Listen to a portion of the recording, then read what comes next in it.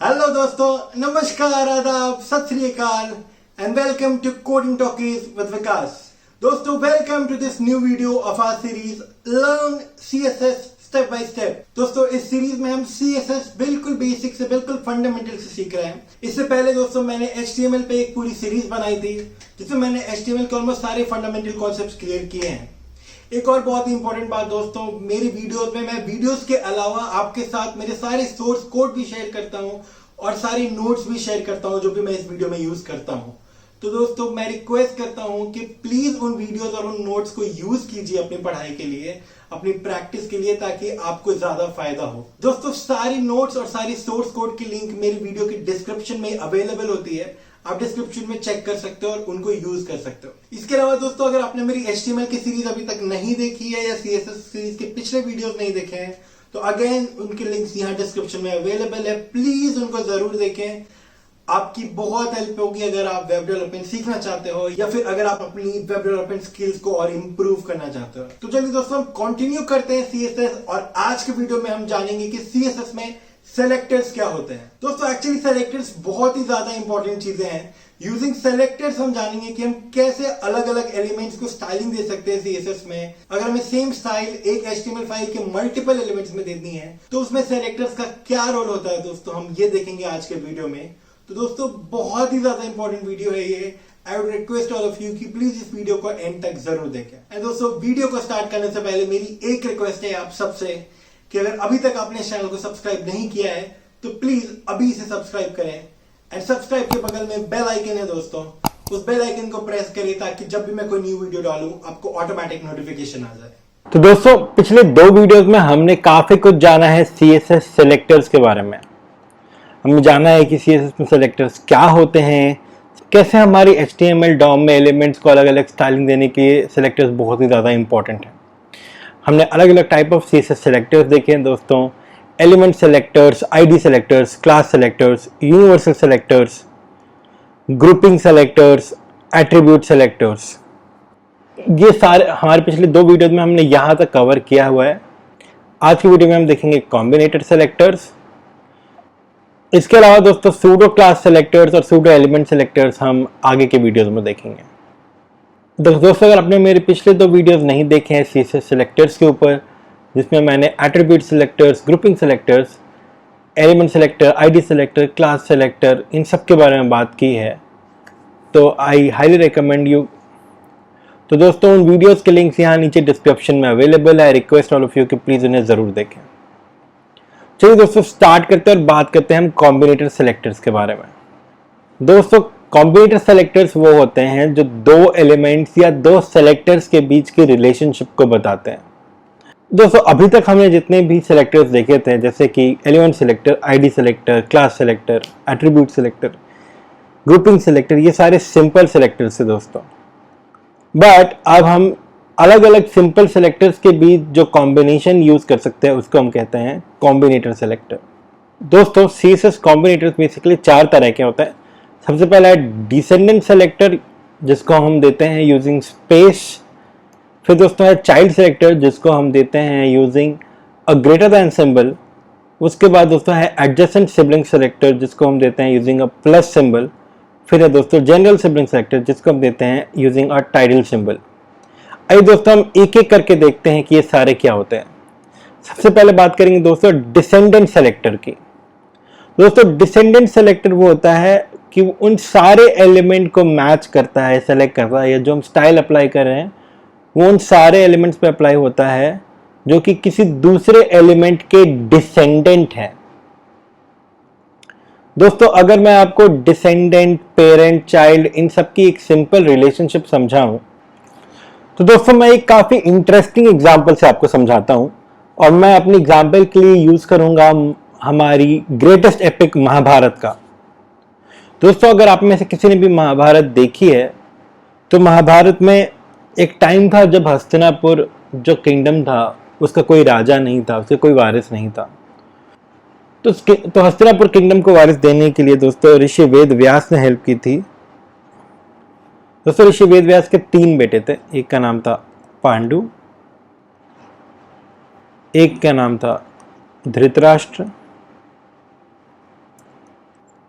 और एक का नाम था विदुर।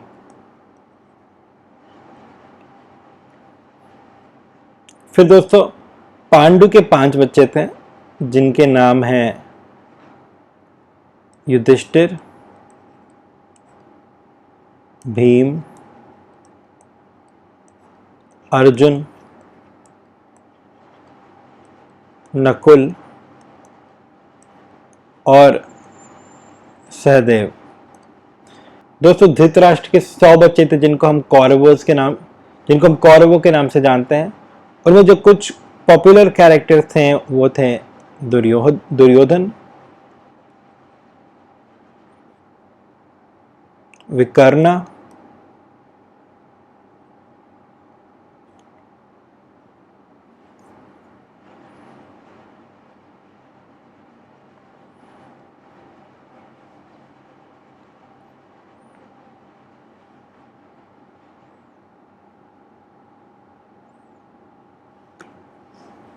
दुशासन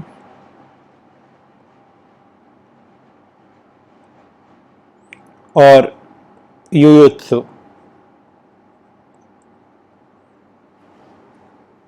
और फिर दोस्तों इनके भी अच्छे थे जो कि कुछ पॉपुलर कैरेक्टर्स थे दोस्तों, जैसे अर्जुन का बेटा था अभिमन्यु,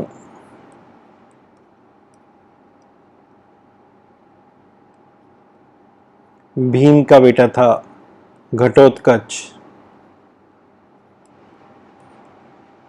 जैसे काफी पॉपुलर कैरेक्टर्स थे दोस्तों।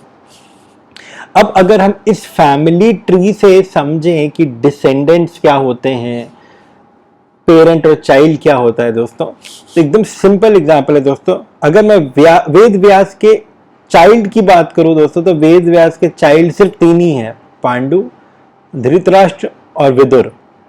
ठीक है। पांडु के चाइल्ड की बात करूं तो दोस्तों उनके चिल्ड्रन थे युधिष्ठिर, भीम, अर्जुन, नकुल और सहदेव। सिमिलरली धृतराष्ट्र के 100 चाइल्ड थे, बट यहां पे मैं सिर्फ 4 एग्जांपल ले रहा हूं, दुर्योधन, विकर्ण, दुशासन और युयुत्सु। ठीक है दोस्तों। अब दोस्तों अगर मैं बात करूं कि युधिष्ठिर और वेदव्यास में क्या रिलेशन है, तो दोस्तों युधिष्ठिर वेदव्यास का ग्रैंड चाइल्ड है, राइट। सिमिलरली भीम भी वेदव्यास का ग्रैंड चाइल्ड है, क्योंकि युधिष्ठिर के फादर थे पांडु और पांडु के फादर थे वेदव्यास। तो दोस्तों वेदव्यास के चिल्ड्रन सिर्फ 3 हैं, पांडु, धृतराष्ट्र और विदुर। बट वेदव्यास के अगर हम डिसेंडेंट्स की बात करें तो वेदव्यास के डिसेंडेंट्स ये सारे के सारे हैं, क्योंकि डायरेक्टली और इनडायरेक्टली ये सारे वेदव्यास के डिसेंडेंट्स ही हैं। I am a child of my father, but I am a descendant of my grandfather, or I am a descendant of my great grandfather, I am a descendant of my great great grandfather। तो दोस्तों descendants का basically वो मतलब होता है अगर वो आपकी एंसेस्ट्रल चेन में अवेलेबल है या नहीं। तो दोस्तों सिमिलरली अगर कोई भी एलिमेंट किसी दूसरे एलिमेंट का डिसेंडेंट है और हमने अगर स्टाइलिंग उस तरीके से दी हुई है कि एक एक्स एलिमेंट के सारे वाई डिसेंडेंट्स पे एक स्टाइल लगनी चाहिए, तो वो हम देते हैं using descendant selector. For example दोस्तों div स्पेस p, तो जैसा कि मैंने बताया स्पेस यूज होता है डिसेंडेंट सेलेक्टर के लिए। तो अगर मैं लिखता हूं दोस्तों div स्पेस p और अंदर में एक स्टाइल देता हूं, तो इसका मतलब है कि हमारी पूरी HTML पेज में किसी भी div एलिमेंट के अंदर अगर कोई भी p एलिमेंट है तो उस पर ये स्टाइल एप्लीकेबल होगी। अब दोस्तों div के अंदर जब मैं p कह रहा हूं तो जरूरी नहीं है कि वो उसका इमीडिएट चाइल्ड हो, वो उसकी डिसेंडेंट चेन में कहीं पर भी हो उस पर ये स्टाइल एप्लीकेबल होगी। तो दोस्तों ये जो एग्जांपल है ये किसी भी div एलिमेंट्स के अंदर सारे के सारे p एलिमेंट पे स्टाइल अप्लाई कर देगा। आइए दोस्तों हम इस एग्जांपल को एक बार कोड करके देखें। तो दोस्तों हमने हमारे न्यूटन स्कूल के प्लेग्राउंड में एक कॉम्बिनेटर सेलेक्टर्स के लिए एक मार्कअप प्लेग्राउंड बना लिया है और मैं जो भी कोड करूंगा इसमें करूंगा। तो दोस्तों बॉडी टैग के अंदर मैंने बनाया एक H1, एक हेडिंग दे देता हूं मैं कि पेज में हम कर क्या रहे हैं, तो learning combinators, learning descendant combinators.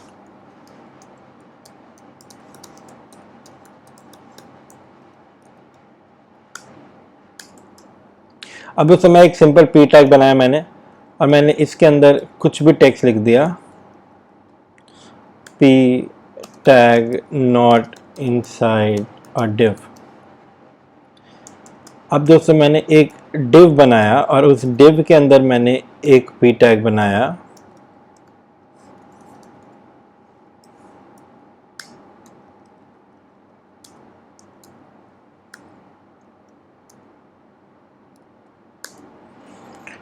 और इसके अंदर मैंने लिखा दोस्तों पी टैग इनसाइड डिव। इसी डिव के अंदर दोस्तों मैंने एक h2 टैग बनाई, उस h2 के अंदर मैंने एक p टैग बनाई, और इसमें मैं लिख रहा हूं p tag inside h2 inside div। इसका मतलब है कि p टैग जो है मेरा h2 के अंदर है और h2 मेरा div के अंदर है। यहाँ पे हम देख सकते हैं इस div के अंदर ये h2 है और उस h2 के अंदर p है। सिमिलरली दोस्तों एक और p टैग बना लेते हैं हम, उसमें भी टैग सेम रखते हैं, p टैग इनसाइड div। एक इस div के बाहर एक h2 बना लेते हैं दोस्तों, जिसमें हम ये लिखते हैं p टैग इनसाइड h2। ये h2 किसी div के अंदर नहीं है।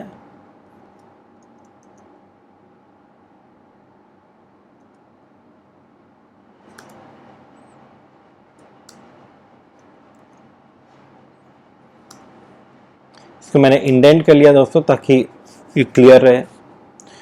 तो इस div के अंदर एक मेरा p टैग है दोस्तों, एक h2 है उसके अंदर p टैग है, एक और सिंपल p टैग है, ठीक है, एक और h2 है जिसके अंदर सिंपल h2, बस कोई टेक्स्ट नहीं है इसके अंदर। इसके अंदर मैं लिखता हूं बस h2 इनसाइड div।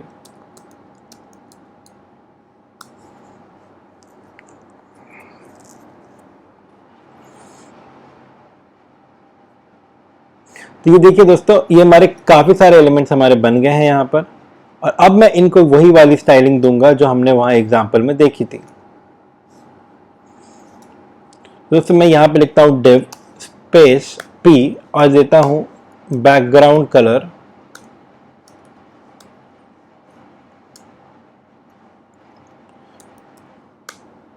रेड। तो दोस्तों आप ऑब्जर्व करें अब, तो ये जो मेरा थर्ड, फोर्थ और फिफ्थ है, इन तीनों पे स्टाइल अप्लाई हो गई है, बट बाकियों पे अप्लाई नहीं हुई। चलिए एक एक करके देखते हैं। पहला हमारा h1 टैग था, जो हमने स्टाइल दिया है वो हमने div के अंदर जितने भी p टैग हैं उनको दिया है स्टाइल। तो h1 पे तो ये नहीं अप्लाई होगा, मेक सेंस। ये देखिए दोस्तों, ये एक सिंपल p टैग है, ये किसी भी div के अंदर नहीं है, तो ये स्टाइल यहाँ पे अप्लाई नहीं होगी क्योंकि ये वैलिड नहीं है। ये जो p टैग है हमारी, ये किसी भी div की डिसेंडेंट नहीं है, बट यहाँ पे हम कह रहे हैं जो भी p टैग है वो div की डिसेंडेंट होनी चाहिए। आइए दोस्तों बात करते हैं इस p टैग पे। तो देखिए दोस्तों, ये जो p टैग है मेरी, ये p टैग इस div का इमीडिएट चाइल्ड है, राइट दोस्तों। तो अगर हम चाइल्ड की बात करते हैं, अगर if I am a child of my father, I automatically become a descendant of my father. तो दोस्तों ऑब्वियसली ये p टैग इस div के अंदर है, डायरेक्टली अंदर है, तो ये भी, तो इस पे ये स्टाइल अप्लाई होगी और इसकी बैकग्राउंड कलर हो गई रेड। अब बात करते हैं दोस्तों इस वाले p टैग की। तो दोस्तों ये वाला जो p टैग है ये एक h2 के अंदर है और ये h2 एक div के अंदर है। तो अगेन दोस्तों इट्स लाइक वेद व्यास के सन है पांडु और पांडु के सन है अर्जुन।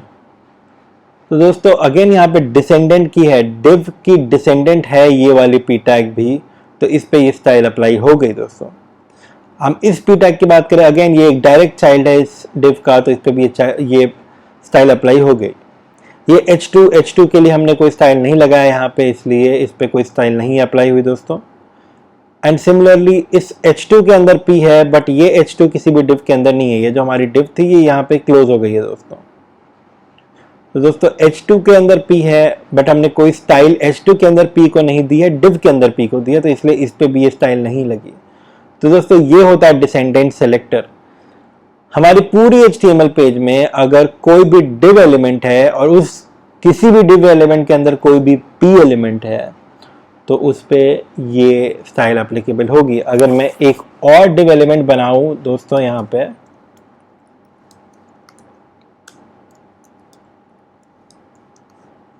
तो अगेन ये भी एक सिंपल सा div एलिमेंट है हमारा। इसके अंदर मैं एक बनाता हूं सेक्शन एलिमेंट।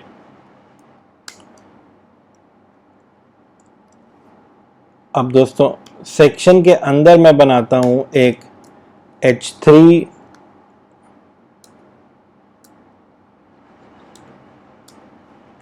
और दोस्तों H3 के अंदर मैं बनाता हूं एक P टैग और इसमें मैं लिखता हूं text P inside H3 inside section and section inside div। तो ये देखिए दोस्तों, इस पे भी ये स्टाइल अप्लाई हो गई है। क्यों? क्योंकि div का चाइल्ड था सेक्शन, सेक्शन का चाइल्ड था H3 और H3 का चाइल्ड था P। तो again indirectly P is a descendant of the div tag, तो इस पे भी ये स्टाइल अप्लाई होगी दोस्तों। तो जैसा कि मैंने बोला ये भी एक div टैग है दोस्तों। इस div टैग के अंदर जितने P एलिमेंट्स हैं उनमें ये स्टाइल अप्लाई हो गई। For example this one and this one, and ये भी एक div टैग है दोस्तों। इसके अंदर जितने P टैग हैं which is just this one, तो इस पे भी ये स्टाइल अप्लाई हो गई। तो दोस्तों ये होता है हमारा डिसेंडेंट सेलेक्टर। अब अगर मैं आपको यही एग्जाम्पल कोड करके दिखाऊं दोस्तों, तो मैं इसको कॉपी करता हूं और हमारी आईडी में इसको पेस्ट करता हूं दोस्तों। जो हमारा स्टाइल है दोस्तों उसको भी मैं स्टाइल टैग के अंदर डाल देता हूं फिलहाल।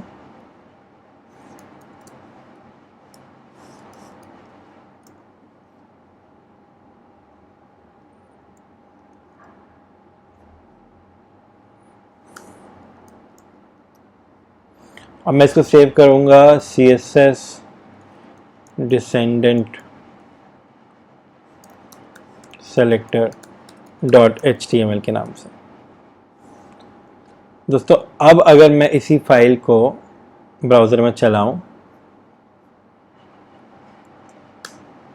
तो ये देखिए दोस्तों, ये सेम वैसा ही दिख रहा है जैसे हमारे प्लेग्राउंड में दिख रहा था। और हमारी ये वाली P टैग जो div के अंदर है, ये वाली P टैग जो H2 के अंदर है और H2 div के अंदर है, ये वाली P टैग हमारी फिर से div के अंदर है, और ये वाली P टैग हमारी एक H3 के अंदर है, H3 सेक्शन के अंदर है और सेक्शन div के अंदर है। इन चारों पे स्टाइल अप्लाई हो रही है। तो दोस्तों ये होता है डिसेंडेंट सेलेक्टर। और जैसा कि आपने ऑब्जर्व किया, डिसेंडेंट सेलेक्टर हम देते हैं यूजिंग द स्पेस। तो अगर मुझे एक किसी भी div के अंदर के सारे P को कोई स्टाइलिंग देनी है तो मैं लूंगा div, एक सिंपल स्पेस दूंगा और फिर लिखूंगा P, और कुछ भी कोई भी सिंबल देने की जरूरत नहीं है दोस्तों। तो डिसेंडेंट सेलेक्टर बहुत ही ज़्यादा यूजफुल है। कभी मैं चाहता हूँ कि एक किसी खास पेरेंट के अंदर ही मुझे कोई स्टाइलिंग देनी है दोस्तों, तो मैं वो यूज़ करूँगा डिसेंडेंट सेलेक्टर। दोस्तों यहाँ पे ज़रूरी नहीं है कि मैं एलिमेंट्स ही यूज़ करूँ, मैं क्लासेस भी यूज़ कर सकता हूँ।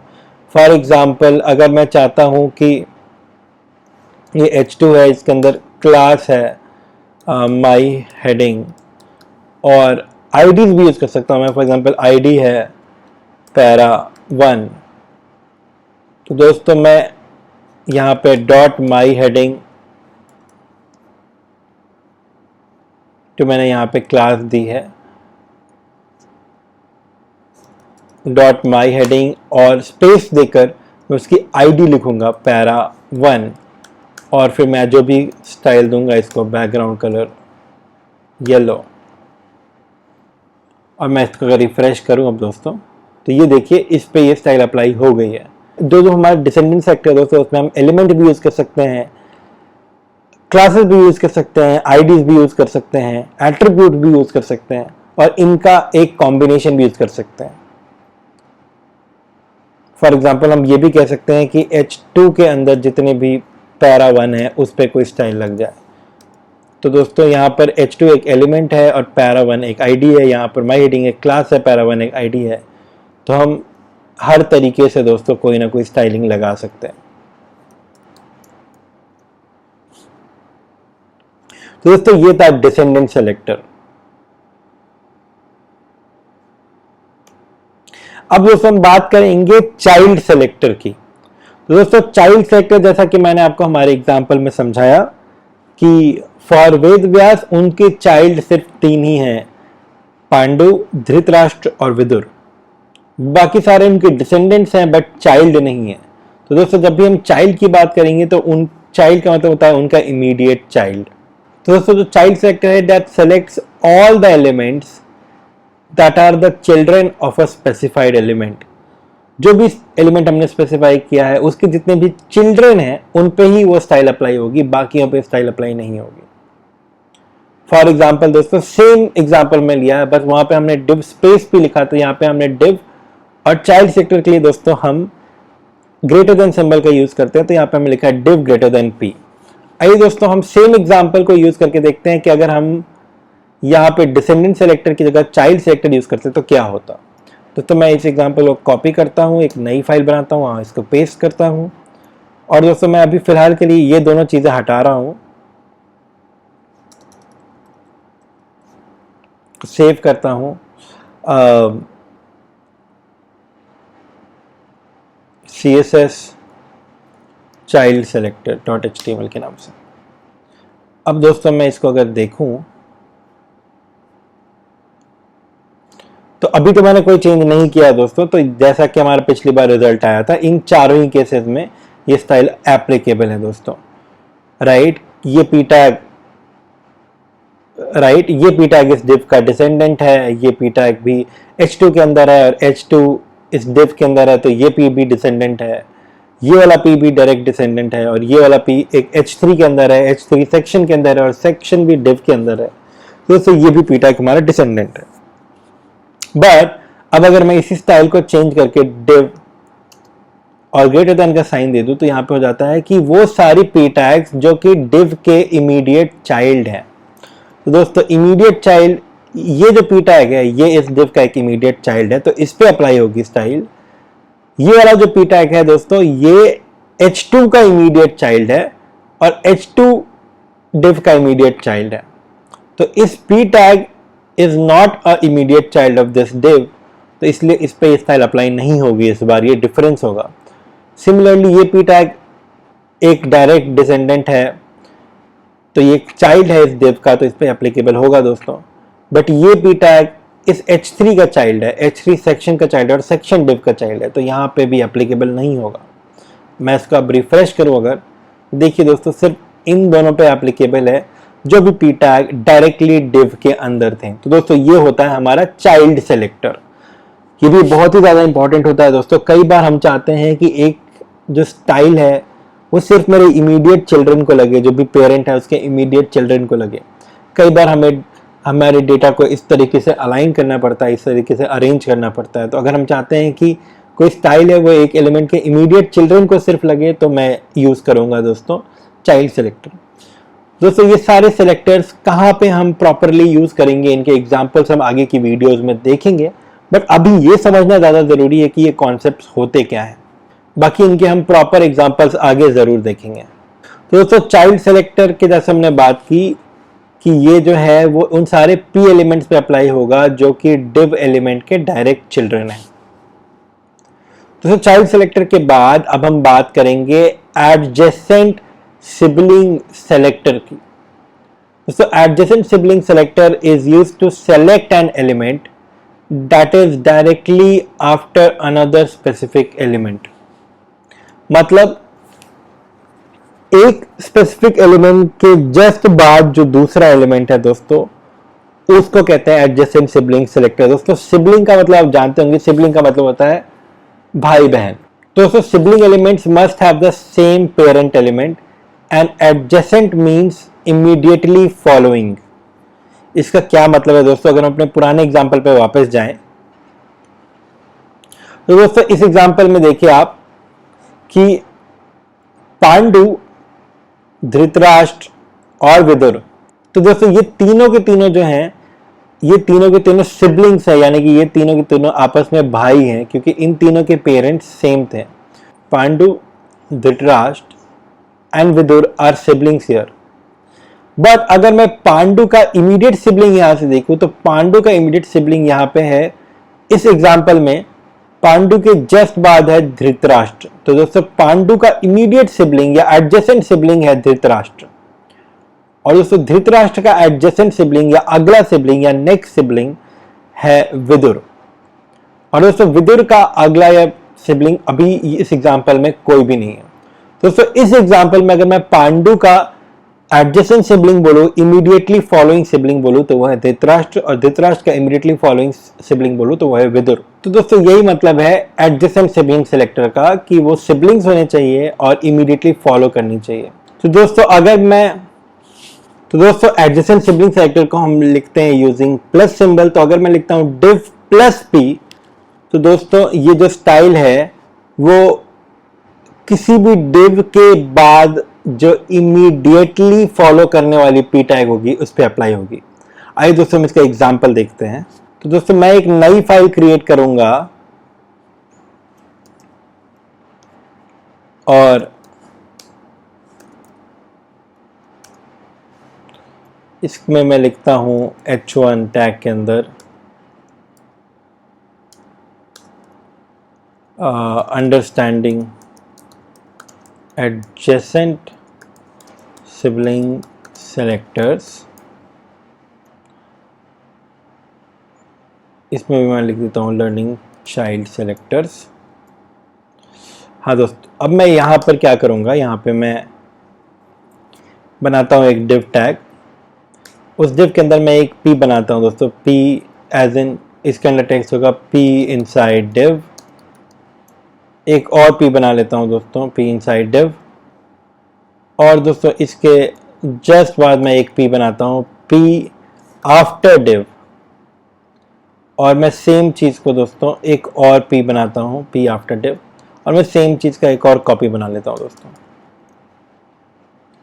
इसको मैं कहता हूँ p1, इसको मैं कहता हूँ p2, इसका मैं कहता हूँ p3, इसको मैं कहता हूँ p4,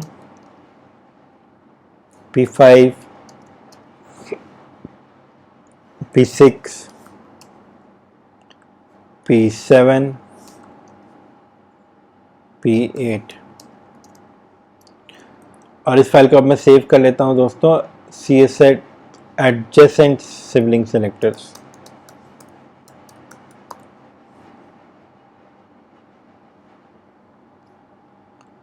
अब दोस्तों मैं यही वाली स्टाइल यहाँ पर मैंने दिया था दोस्तों, सिबलिंग सेलेक्टर में मैंने दिया था div स्पेस p, यहाँ पे मैंने दिया था div ग्रेटर देन p। इस केस में मैं दूंगा div प्लस p, और मैं देखता हूँ कि ये क्या चेंज लाता है। एक बार मैं बिना इसके आपको दिखा देता हूँ कि क्या कैसा दिखता है, फिर देखते हैं इसके साथ। तो अगर मैंने कोई स्टाइलिंग नहीं दी है दोस्तों, तो ये सिंपल सारे के सारे p टैग बिल्कुल एक जैसे दिख रहे हैं। अब मैं ये स्टाइल अप्लाई करता हूं दोस्तों। देखिए जैसा मैंने बोला एडजेसेंट सिबलिंग सेलेक्टर मतलब उन सारे p टैग पे लगेगा जो कि div के जस्ट बाद है। दोस्तों ये एक div है, बट ये दोनों जो p टैग्स हैं ये इस div के बाद नहीं है, ये इस div के अंदर है। ये div और ये p टैग सिबलिंग्स नहीं है, ये div इस p टैग का पेरेंट है। बट जैसे ही ये div खत्म होता है दोस्तों, हम देखते हैं कि ये एक p टैग है, तो ये div और ये p टैग आपस में सिबलिंग्स हैं। सिमिलरली ये div और ये वाला p टैग भी आपस में सिबलिंग्स हैं। बट ये div और ये जो p टैग है हमारा p4, div और p4 हमारे एडजेसेंट सिबलिंग्स नहीं है दोस्तों, ये हमारा इमीडिएटली फॉलोइंग सिबलिंग नहीं है, क्योंकि div का इमीडिएटली फॉलोइंग सिबलिंग है p3। सिमिलरली दोस्तों ये p5 और p6 इस div के चाइल्ड हैं। p7 जो है दोस्तों ये इस div का इमीडिएटली फॉलोइंग सिबलिंग है। p8 भी सिबलिंग है बट इमीडिएटली फॉलोइंग सिबलिंग नहीं है।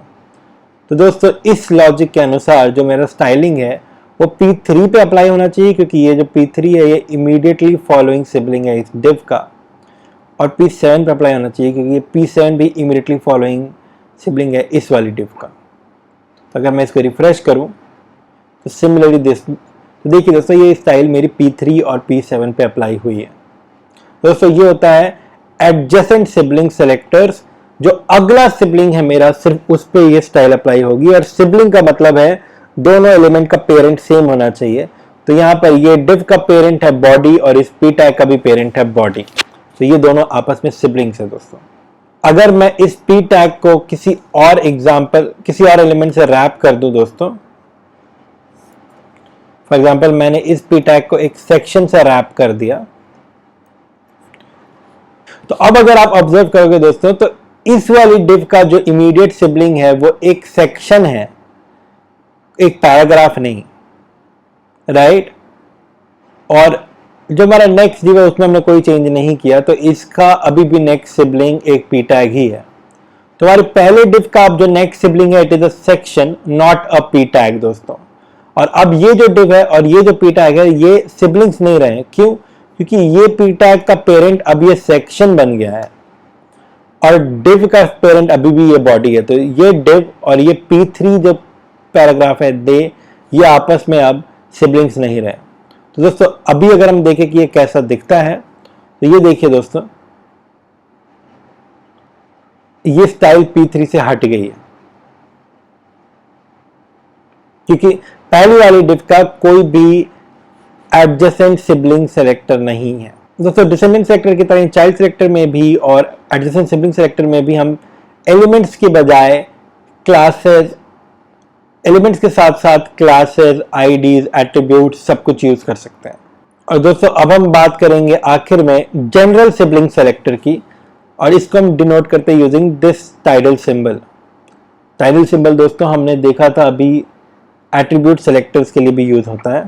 दोस्तों जनरल सिबलिंग सेलेक्टर किसी भी एलिमेंट के बाद वाले सारे ही सिबलिंग्स को वो स्टाइल अप्लाई करता है। तो जनरल सिबलिंग के लिए दोस्तों बस ये है कि उसके बाद के जितने भी सिबलिंग्स हैं उनमें वो स्टाइल अप्लाई होगी। जरूरी नहीं है कि इमीडिएटली फॉलोइंग हो। अगर उसके नीचे 4 भाई है दोस्तों तो उन चारों भाइयों में वो स्टाइल अप्लाई होगी। इसका मतलब कि अगर अब मैं सेम एग्जांपल पे वापस जाऊं तो दोस्तों अब इस एग्जांपल में मेरा पांडु के जो जनरल सिबलिंग्स हैं वो धृतराष्ट्र भी हैं और विदुर भी हैं, क्योंकि ये दोनों ही पांडु के बाद आते हैं। बट अगर मैं धृतराष्ट्र की बात करूं दोस्तों तो धृतराष्ट्र का जनरल सिबलिंग सेलेक्टर सिर्फ विदुर होगा, क्योंकि पांडु धृतराष्ट्र के पहले है डॉम में। तो हमारे HTML डॉम में अगर पांडु धृतराष्ट्र के पहले है तो Pandu is not a general sibling selector of Dhritarashtra. तो धृतराष्ट्र का सिर्फ एक ही जनरल सिबलिंग सेलेक्टर है which is Vidur, but Pandu के 2 हैं, धृतराष्ट्र भी और विदुर भी। और अगेन दोस्तों विदुर का कोई भी जनरल सिबलिंग सेलेक्टर नहीं है क्योंकि इसके बाद का कोई भी सिबलिंग नहीं है। आइए दोस्तों इसी एग्जांपल को हम हमारे सेम HTML फाइल में देखते हैं। आइए दोस्तों इसी कॉन्सेप्ट को हम हमारे सेम HTML फाइल में समझते हैं। दोस्तों जनरल सिबलिंग सेलेक्टर हम ऐसे लिखते हैं, टाइटल सिंबल यूज करते हैं। और दोस्तों ये जो एग्जांपल है, ये जो स्टाइल है, ये बेसिकली किसी भी एलिमेंट के सारे नेक्स्ट सिबलिंग्स पे अप्लाई होगी। जरूरी नहीं है कि वो इमीडिएटली फॉलोइंग वाली सिबलिंग पे अप्लाई हो। दोस्तों मैं इसी एग्जांपल को कॉपी करता हूँ, एक नई फाइल बनाता हूँ, इसमें इसको पेस्ट करता हूँ, पहले इसको सेव करता हूँ using CSS next sibling selector. और अभी फिलहाल के लिए मैं ये सेक्शन हटा देता हूँ दोस्तों। ये स्टाइल भी फिलहाल के लिए मैं हटा रहा हूँ और अभी मैं आपको ये दिखाऊं दोस्तों। तो अभी देखिए ये सारे पे कोई स्टाइल नहीं लगी हुई है, तो ये सिंपल ऐसे दिख रहे हैं। तो दोस्तों एडजेसेंट सिबलिंग हमने देखा था कि ये P3 और P7 पे अप्लाई होता है, क्योंकि ये div के इमीडिएटली फॉलोइंग सिबलिंग्स हैं, राइट। बट अब अगर मैं इस प्लस की जगह मेरा टाइटल सिंबल दे दूं दोस्तों तो ये सारे सिबलिंग्स पे लगेगा, यानी कि इस div के बाद इसके जो भी सिबलिंग्स हैं जो कि p टैग हैं, तो दोस्तों ये दोनों सिबलिंग्स पे लगेगा और दोस्तों सिमिलरली इन दोनों पे भी लगेगा। अगर मैं रिफ्रेश करूं दोस्तों तो ये देखिए P3, P4, P7, P8 चारों पे लग रहा है। P1, P2 जैसा हमने देखा ये इस div के चाइल्ड हैं, ये इसके सिबलिंग्स नहीं है। सिमिलरली P5, P6 भी div के चाइल्ड है, सिबलिंग्स नहीं है। अगर मैं ये वाली div हटा दूं दोस्तों, फिर भी इस वाली div के सिबलिंग्स है P3, P4, P7 और P8, तो इन सब पे अप्लाई होगी ये स्टाइल। तो दोस्तों ये है नेक्स्ट सिबलिंग सेलेक्टर्स, क्योंकि नेक्स्ट सिबलिंग सेलेक्टर्स में दोस्तों एक किसी भी एलिमेंट के जो भी नेक्स्ट सिबलिंग है जो कि इस स्टाइल को मैच करती है उन सब पे ये, क्योंकि दोस्तों अभी हमारे इस करंट एलिमेंट के जो भी नेक्स्ट सिबलिंग्स हैं जो कि इस रूल को फॉलो करते हैं इस उन सब पे अप्लाई होगी। तो अगर div के जितने भी सिबलिंग्स हैं जो कि p टैग्स हैं उन सब पे अप्लाई होगी दोस्तों। अगेन दोस्तों नेक्स्ट सिबलिंग सेलेक्टर के लिए भी हम क्लासेस, आईडीज, एट्रीब्यूट्स कुछ भी यूज कर सकते हैं। मेरे कहने का ये मतलब है दोस्तों कि अगर मैं यहाँ पे एक और सेक्शन बना दूं, या मेरे कहने का मतलब ये है दोस्तों कि अगर मैं यहाँ पे एक हेडिंग बना दूं h2, इसके अंदर कुछ टेक्स्ट लिख दूं, रैंडम टेक्स्ट, और इसकी आईडी दे दूं my h2, तो दोस्तों मैं सेम स्टाइलिंग यहाँ पे my h2 हैश लिख के my h2 लिखूंगा और फिर मैं p टैग को दे दूंगा बैकग्राउंड कलर वायलेट। और अब अगर मैं इस पेज को रिफ्रेश करूं दोस्तों, माफ कीजिएगा, मुझे यहाँ पे देना है ये टाइटल सिंबल। और अब मैं आपको दिखाऊं दोस्तों, तो देखिए ये इन दोनों पे अप्लाई हो रहा है। क्यों? क्योंकि हमारी ये जो हेडिंग है इसकी आईडी हमने यूज की my h2 और इसके ये दोनों के दोनों p टैग इसके नेक्स्ट सिबलिंग्स हैं। दोस्तों अगर मैं my h2 के पहले एक p टैग भी लगा दूं जिसको मैं लिखता हूं p9, तो p9 पे ये स्टाइल अप्लाई नहीं होगी दोस्तों। क्यों? क्योंकि p9 h2 से पहले है, h2 के बाद नहीं है। और जैसा कि मैंने बताया जो नेक्स्ट सिबलिंग्स हैं वो h2 के बाद वाले सिबलिंग्स पे अप्लाई होगी, h2 के पहले वाले सिबलिंग पे अप्लाई नहीं होगी। दोस्तों ये था हमारा नेक्स्ट सिबलिंग सेलेक्टर, और इसके साथ ही हमने देख लिया है कि हमारे अलग अलग तरह के कॉम्बिनेटर सेलेक्टर्स क्या होते हैं। दोस्तों आई होप आपको ये वीडियो समझ में आया हो और पसंद आया हो। हमारे CSS सेलेक्टर्स के पिछले वीडियोस आपने नहीं देखे हैं अगर, तो प्लीज़ हमारे डिस्क्रिप्शन में उनके लिंक्स अवेलेबल है, प्लीज़ उनको देखिए। और दोस्तों इस वीडियो का सोर्स कोड और नोट्स भी मैंने आपसे शेयर कर दिया है, प्लीज़ उनको भी ज़रूर यूज़ कीजिए अपनी अंडरस्टैंडिंग के लिए।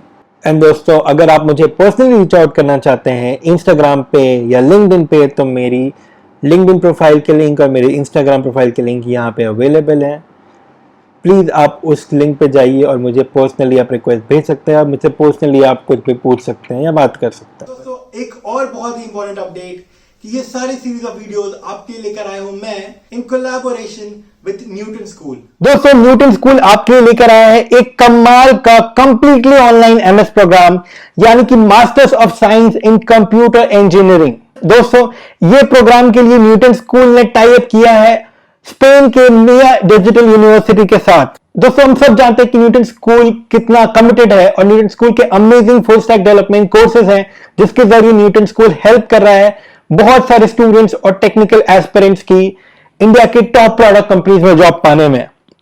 दोस्तों इस प्रोग्राम के साथ न्यूटन स्कूल एक स्टेप और आगे जाता है और हमने इंट्रोड्यूस किया है ये MS program in association with Mia digital university. दोस्तों मिया डिजिटल यूनिवर्सिटी स्पेन की एक बहुत ही रेप्यूटेड यूनिवर्सिटी है जिसके ऑनलाइन कोर्सेज काफी ज्यादा पॉपुलर है। दोस्तों ये जो कोर्स है ये यूरोपियन यूनिवर्सिटी द्वारा एक्रेडिटेड है और पूरी दुनिया में एक्सेप्टेड है।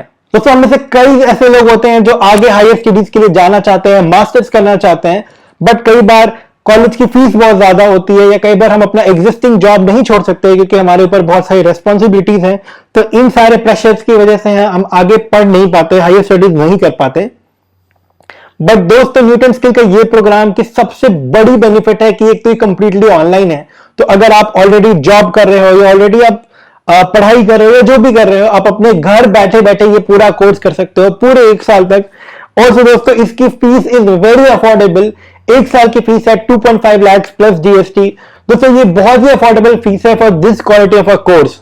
दोस्तों जैसा कि मैंने बताया कि ये डिग्री पूरी दुनिया में एक्सेप्टेड है और एक बहुत ही वैल्यूएबल स्किल सेट हो सकता है, आपकी रेज्यूमे पे 4 चांद लगाने के लिए बहुत ज्यादा इंपॉर्टेंट हो सकता है। इसके जरिए आपको इंडिया में या बाहर भी कहीं जॉब मिलने में काफी इंप्रूवमेंट होगी। दोस्तों इस पूरे कोर्स में आपको मिया डिजिटल यूनिवर्सिटी की कंप्लीटली ऑनलाइन क्लास तो मिलेगी ही, इसके अलावा आपको न्यूटन स्कूल का भी पूरा सपोर्ट मिलेगा। न्यूटन स्कूल के डेडिकेटेड मेंटर्स आपको हेल्प करेंगे, आपको गाइड करेंगे। इसके अलावा दोस्तों न्यूटन स्कूल आपको प्लेसमेंट असिस्टेंस देगा, जिसके जरिए आप टॉप प्रोडक्ट कंपनीज में प्लेस्ड हो सकते हो। तो दोस्तों अगर आप कंप्यूटर साइंस इंडस्ट्री में अपने सक्सेस के चांसेस इंप्रूव करना चाहते हो तो बिल्कुल देर मत करिए और अभी इस कोर्स के लिए रजिस्टर कीजिए। दोस्तों अप्लाई करने के लिए आप यहाँ अप्लाई नाउ पर क्लिक कीजिए और इस फॉर्म को फिलअप कर दीजिए। और दोस्तों लास्ट में ये एक रेफरल कोड का सेक्शन है, इस रेफरल कोड में आप एंटर कीजिए VIKAS15 यानी कि विकास 15।